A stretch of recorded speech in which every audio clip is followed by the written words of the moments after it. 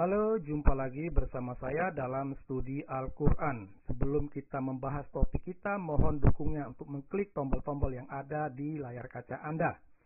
Studi kita kali ini berusaha untuk membedah isi Al-Quran. Kita menggunakan ilmu perbandingan. Ya. Nah, umat Islam sangat meyakini bahwa Al-Quran itu merupakan wahyu Allah.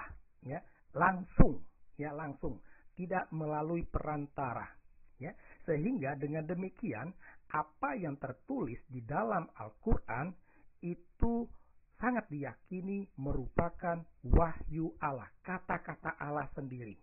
Ya. Al-Quran itu terdiri dari 114 surah dengan 6.236 ayat.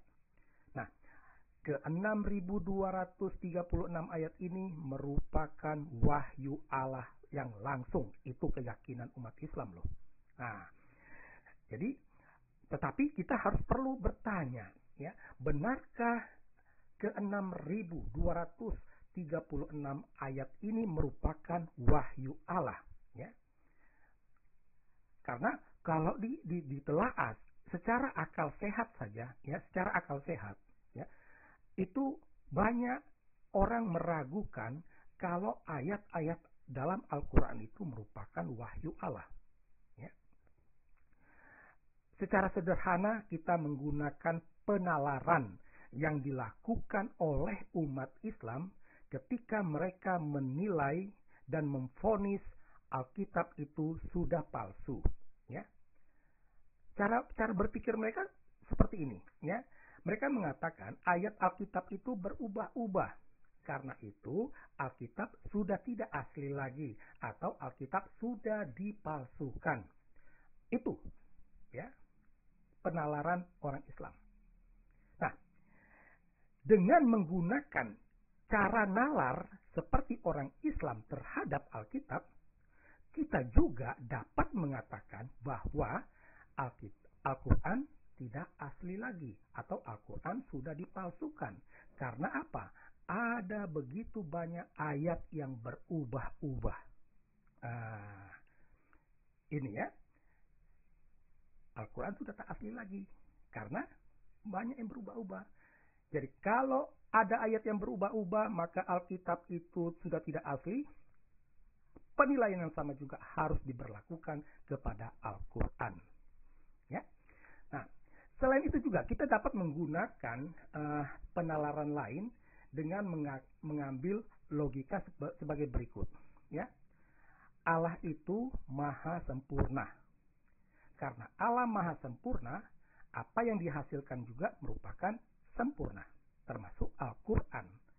Ya, sehingga tidak heran karena Allah maha sempurna, maka Al-Quran juga merupakan kitab yang sempurna. Tetapi benarkah Al-Quran kitab yang sempurna? Jelas sangat diragukan. Kalau kita memperhatikan Al-Quran yang sekarang, ada begitu banyak ayat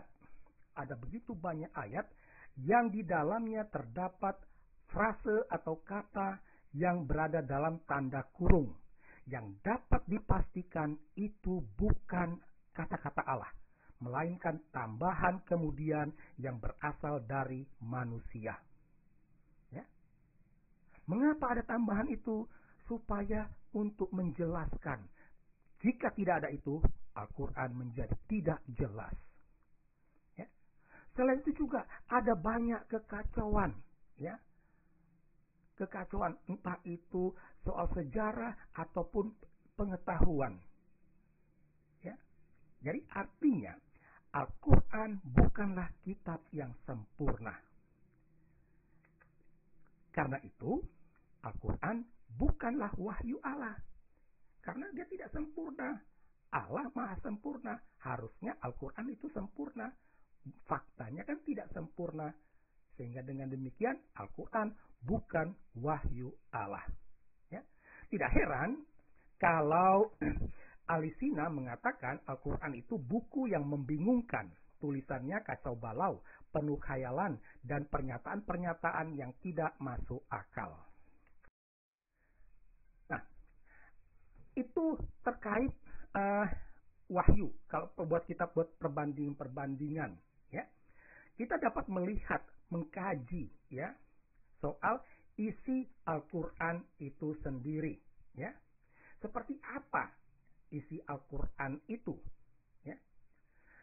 Tadi sudah dikatakan bahwa Al-Quran itu menurut Ibn Warak, ya, dalam bukunya Membedah Asal-Usul Al-Quran, hasil penelitiannya menunjukkan bahwa dalam Al-Quran itu terdiri dari 10% dari kitab Talmud Babilonia, 5% dari potongan Injil yang diselewengkan, 25% dari tradisi Hindu, 10% dari kepercayaan pagan Arab, 40% dari khayalan Muhammad. Ini hasil penelitian Ibn Warak, ya. Kalau kita kalkulasi, masih ada, ya. Nah, 5% dari potongan Injil itu, yang Injil yang diselewengkan, itu dapat dimaknai sebagai Injil apokrif, ya. Bagi ahli kitab suci Kristen sudah tampak, ya, bagian Injil apokrif apa yang ada dalam Al-Quran.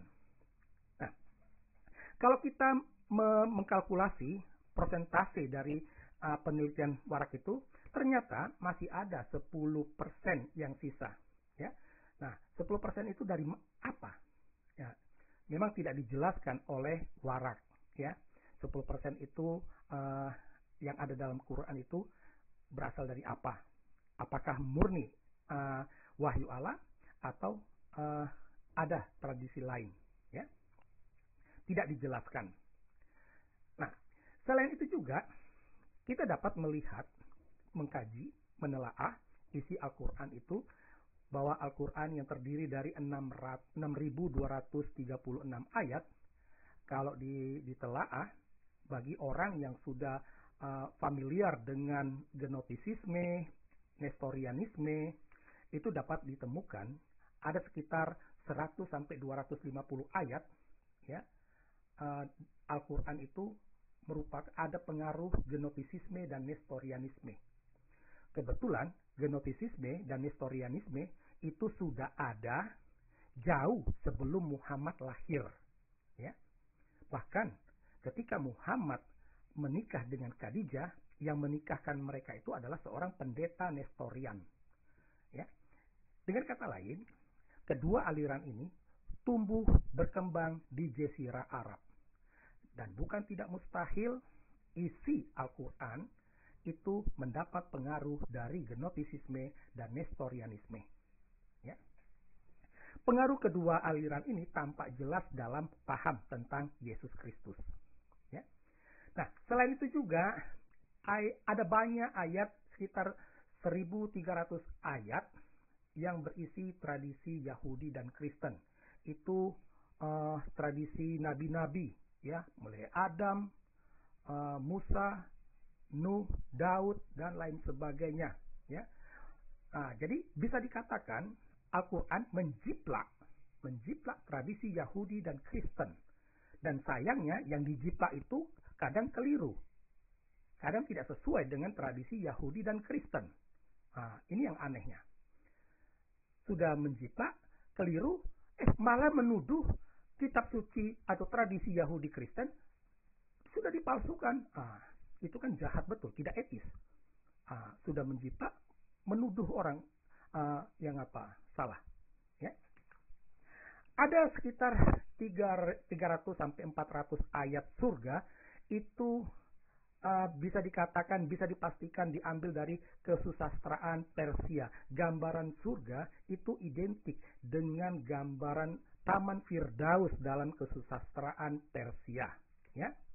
Selain itu juga ada 50 sampai 100 ayat predestinasi, itu bisa dipastikan diambil dari tradisi Hindu, ya. Dan ada sekitar 1.000 sampai 2.000 ayat itu berasal dari tradisi pagan Arab dan tradisi-tradisi lainnya. Itulah kurang lebih isi Al-Quran, ya. Lantas pertanyaannya, kira-kira isi Al-Quran yang sungguh-sungguh Islami itu apa? Kalau kita mau jujur, ya, isi Al-Quran yang Islami itu ada sekitar 500 sampai 600 ayat perang atau 20 sampai 50 ayat reseh. Ayat di mana Allah sibuk mencampuri urusan ajaran agama lain. Ya, kurang lebih inilah hasil pembedahan kita terhadap Al-Quran. Sekian dan terima kasih.